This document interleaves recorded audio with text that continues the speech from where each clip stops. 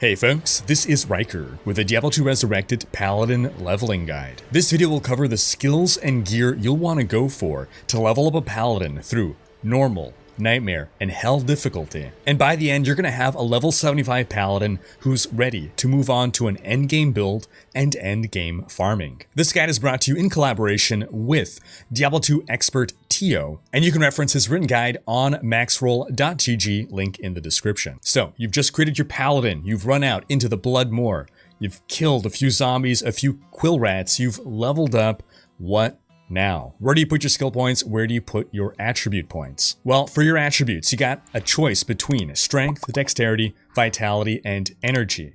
You're going to put 1 point into dexterity. Just one, because we're going to need to reach a specific amount of dexterity in order to wield a weapon that we're going to use for early leveling. But once we respec, more on respec later, we're going to instead put that point into vitality, and we're never going to put another point into dexterity for the rest of this process. Now, energy is a stat that we're not going to invest into right now, nor for the long term either, but there will be a sweet spot around level 12 where you will want to put a little bit of points into energy to get more mana, and we'll remind you about that when we get there. Now for strength, we want to put enough points into strength to be able to wear certain key pieces of gear, and not a single point more. Then vitality is where most of our points will go. It's the default option. When in doubt, put into vitality. More health keeps us alive. So for now, put all your points into vitality. We'll eventually want to reach 43 strength, but we have until level 25 to get there. Now, as for skills, you're going to put your first skill point in sacrifice in the combat tree. This is an attack that makes us deal more damage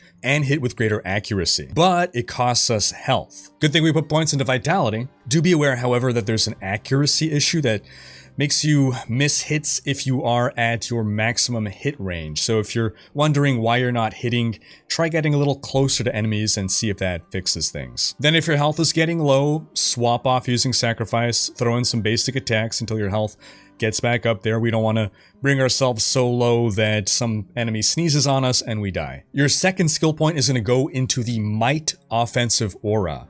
Keep this aura active at all times. It increases your damage, be it sacrifice or basic attack. Then your next 3 skill points will go into the Resist Fire defensive aura. This aura makes us take less damage from, you guessed it, fire. However, we're actually putting our skill points into Resist Fire because it's going to buff another skill through a synergy that we're going to take later on, Holy Fire. So once you hit level 6, you're going to put your point into Holy Fire. That's in the offensive auras, and now this becomes your main source of damage. For the next few levels at least. Burning enemies around you, and increasing our hit damage as well. At this point, make sure to get a scimitar as your weapon for its high attack speed. It requires 21 dexterity to use, so that's why we put that 1 point into dexterity. Now this tactic will make short work of most enemies, but some tougher enemies with more hit points could take a bit longer to kill. In order to deal with those more effectively, you can keep on your weapon swap a Strangling Gas potion. So swap to the Strangling Gas, toss it at those enemies, let it poison them down while you keep walloping them with your fire-enhanced attacks. Then as you're going through the campaign, you'll eventually reach the Countess, and you'll want to farm her over and over and over for specific rune drops. You're going to keep farming her until you find each of one of the following runes: Tyr, L, Tal, and Eth. We'll use these runes later to craft some powerful items. The Tyr and L runes are optional. They're used for the rune word Steel. The L rune can be a bit of a pain to find, so if you keep farming her and you keep farming her until you reach level 15 and still haven't found an L rune, just give up at that point. Continue on with the campaign. It's not worth it. Now, on the topic of items, make sure that as you're progressing, you pick up all chipped gems and save them for later. Also, pick up every Paladin shield that you find. We're specifically looking for shields that grant us all resist. If you can find a 3-socket shield with all resist, this will be a great base to upgrade later on. You also want to pick up all rings and amulets that you find, and equip the ones that give you desirable stats, being life, resistance. Magic Find can help as well, mana, or faster cast rate. These are all desirable stats. And faster cast rate will become especially important once you hit level 18.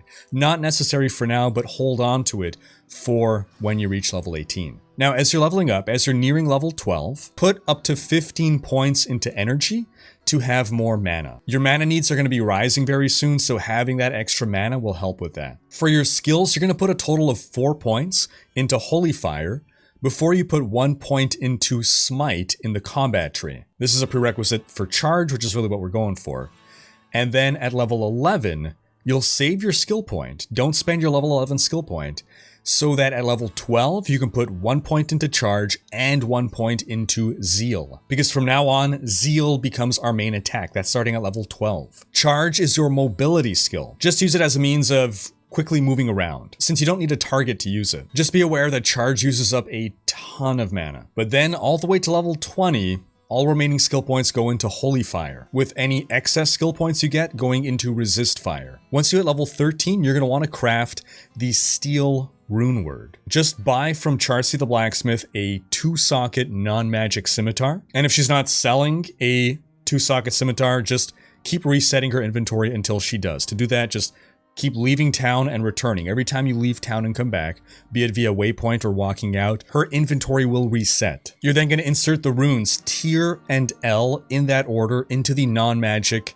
2-socket scimitar. This will create a rune word, and rune words cannot be created in magic or rare items. So this combination will create the Steel Rune Word. And this will give us a nice damage boost in the form of more attack speed and a 50% chance of applying open wounds to enemies. That makes the enemy bleed for 8 seconds, taking damage over time. Then at level 17, you're going to create the Stealth Rune Word in a 2-socket body armor, which you can also get from Charcy. Insert the runes Tal and Eth in that order to get a body armor that you're going to be keeping all the way to Hell difficulty. Gives us faster run walk speed, faster cast rate, faster hit recovery, some mana regen, and more. Once you're going through Act 2 and you've picked up your Horadric Cube, now all those chipped gems that you've saved, they're going to come in handy. Use them on scepters to re-roll the scepters for a chance to get plus to Blessed Hammer. So to do this, buy multiple cheap scepters from Akara or Drognan. Don't spend more than 500 gold on them, and put them in the cube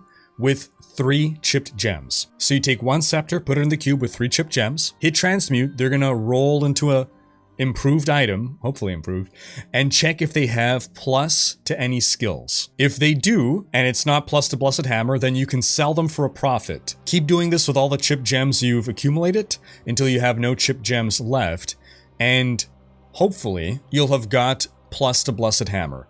If not, you'll have to try just shopping for one at Drognan. Now you might wonder, why go through all this trouble? Well, soon it's hammer time. Getting a scepter that gives you plus to Blessed Hammer will actually allow you to respec sooner and start spinning your hammers sooner. You'll want to use your respec at the latest at level 20. So go to Akara in Act 1, use your respec. That's going to refund all of your skill points, all of your attribute points. Then you're going to put 10 points into strength and the rest into vitality. This will take us to 34 strength.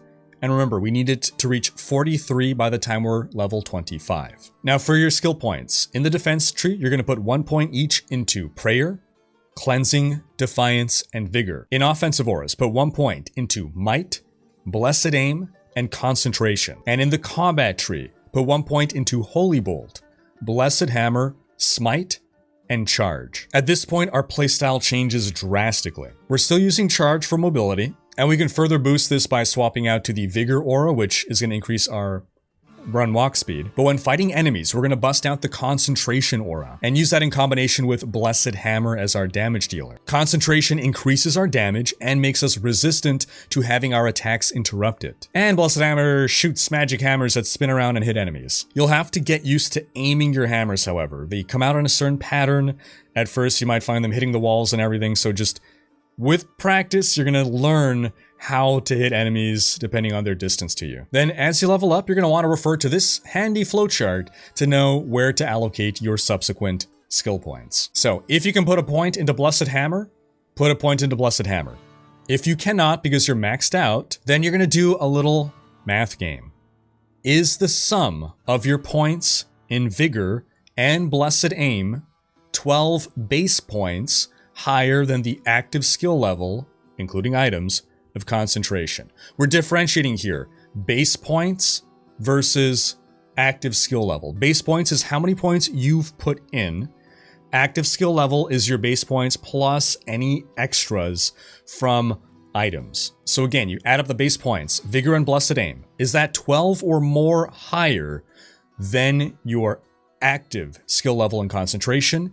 If yes, then you put a point into concentration. We're playing a balancing act over how to efficiently allocate our skill points. If it is not, then you check, can you put a point into Vigor? If yes, put a point into Vigor. If you cannot because it is maxed out, instead put a point into Blessed Aim. Don't worry, you don't have to memorize this, just come back to the video and check the flowchart. It's a lot less complicated than it initially seems. Then, as you're leveling up, before you hit level 24, shop for a Staff of Teleportation from Ormus in Normal Difficulty Act 3. Now you have to be at least level 19 to do this. You want a Staff of Teleportation because it contains the Sorceress's teleport skill, which is the best mobility skill in the game and arguably the best skill in the game, period. It allows you to bypass physical barriers and move at tremendous speed. Now you can only start using the staff at level 24, but the reason you want to shop for it before level 24 is simply a speed and efficiency thing. You're going to open up the vendor screen and at a glance, you'll see items that you cannot equip yet. They'll be red.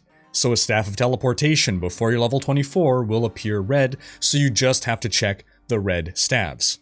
Staves? Staffs. Staffsen. As soon as you can wield that Staff of Teleport, keep it on your weapon swap and change to it when you want to teleport. Then going through the campaign, whenever you've completed Act 5's second quest, you'll receive a Ral rune, an Ort, and a Tal rune as a reward. At that point, you're going to want to create your Ancient's Pledge rune word. You need to add those runes in that order, Ral, Ort, Tal, into a 3-socket Paladin shield with all resist that you've hopefully found by now. If you have not yet found such a Paladin shield, then you can go to Farah in Act 2 and purchase from her a 3-socket shield, and this might require some resetting before she sells one, but once you've created the Ancient's Pledge rune word, this is a huge amount of resistance that we're going to get. Then once you gain access to the secret cow level, which you do by completing the game on normal difficulty, you're going to want to farm the secret cow level until you get a crystal sword to drop. This will be the base that you'll use for the powerful spirit rune word. In order to get access to the secret cow level, you're going to go grab Wirt's leg in Tristram, which can be found by taking the waypoint to the stony fields in Act 1, finding the cairn stones in that portal to Tristram, going through the red portal, going all the way to the west, clicking on Wirt's corpse, grabbing his leg, then in town you put his leg in the cube and you put a Tome of Town portal in the cube, you hit transmute and boom, you got a portal to the cow level. This is a great place to farm XP and items, and unlike in the past, you can kill the Cow King now and still open a portal as many times as you want. So keep farming the cow level until you find that crystal sword. In the meantime, you're just getting good XP. Then once you're ready to take on Nightmare difficulty, you're gonna first shop for some gear at Charcy.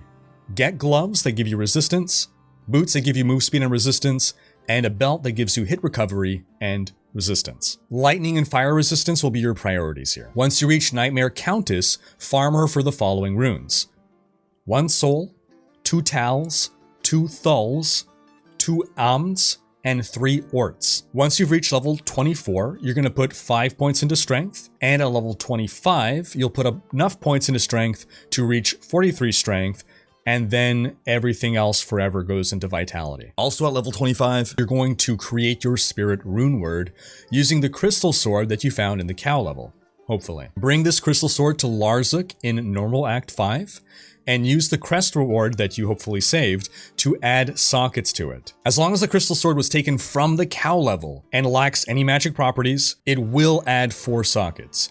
It is imperative that the crystal sword come from the cow level and nowhere else. Then, into your 4-socket crystal sword, add the following runes in the following order: Tal, Thul, Ort, Amn. And now you've built the spirit rune word. That's going to give us +2 to all skills, 35%, up to 35% faster cast rate, a bunch of mana, and faster hit recovery. And we can use this spirit all the way to Hell difficulty and beyond.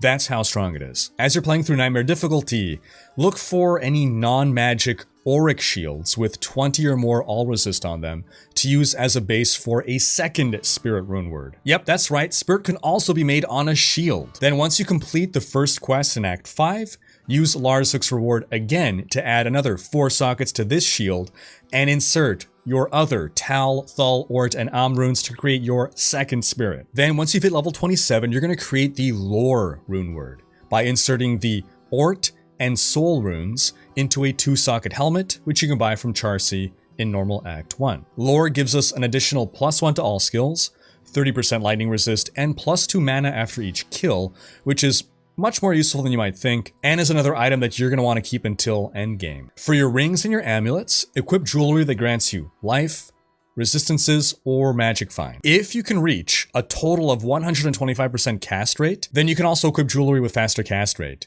But if you fall short of 125, then don't bother. Now, if you happen to find really good gear that has strength requirements that you don't meet, then you can attribute points into strength up to a total of 60. Don't go beyond 60. If something requires you to have more than 60 strength, it's not worth it. And again, just keep following that formula, that flowchart now until you're 75. Everything else goes into vitality and your skills go by that flowchart. But before we end here, we're going to explore some gear options that you can either luck into, or maybe you'll have found these items on a different character, or you can trade for. These would be items that will be helpful to a character wall leveling. So if you find the Blood Crescent Scimitar, that could be an alternative to the Steel Rune Word before you swap to hammers. If you can get 2 pieces of the Death's Guard set, the gloves and the sash specifically, these grant 30% increased attack speed, plus 15% to all resist, and cannot be frozen, all of which are very useful before it's hammer time. Blood Fist gloves are great. They give us plus 40 to life, 10% attack speed, and 30% faster hit recovery. Once you're level 18 and you transition into hammers, then Skin of the Viper Magi is the best body armor you can possibly equip. Mage Fist gauntlets grant us 20% faster cast rate and some mana regen. Any amulet or ring that grants us either plus to all skills or plus to paladin combat skills is amazing. Hasuru's Iron Heel is a pretty common drop that gives us faster run walk and fire resist. And Sanders Rip Wrap is another common drop with a huge amount of faster run walk on it. Lastly, you'll notice that we haven't covered your mercenary, because for that, we're going to have a separate video dedicated just to mercenaries. And that is going to wrap up this video. But do be sure to check out our ultimate Diablo 2 beginner's guide, and stay tuned for even more Diablo 2 Resurrected video guides. Thanks for watching. Special thanks to my Twitch, Patreon, and YouTube supporters for making these videos possible. If you like what you see on this channel and want to support the creation of more content, you can consider pledging on YouTube or Patreon, and unlocking behind-the-scenes content, monthly virtual hangouts, and more. If you enjoyed this video, please share it. Check out these other videos, and subscribe to join Rhykkers Raiders for more Diablo content.